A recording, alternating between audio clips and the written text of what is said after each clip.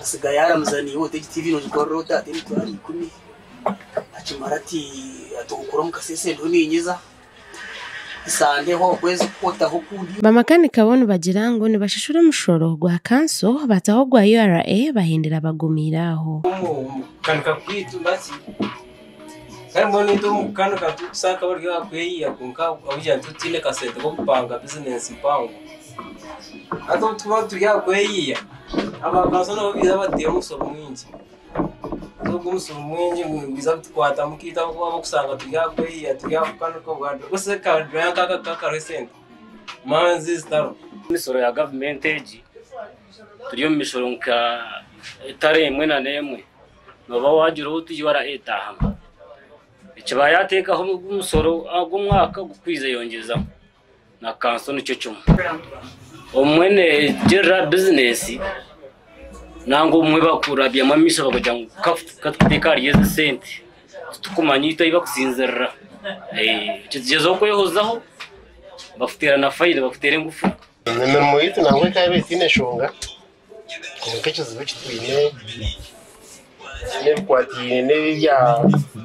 yemisoro ya revenue bire mu buzubuke ko gutanga bakigerekere imishoro kare ebengire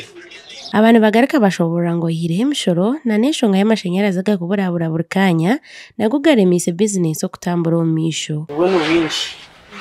akuba no gaho ndakuretretse mutarika nk'abanyarwanda baretrera TV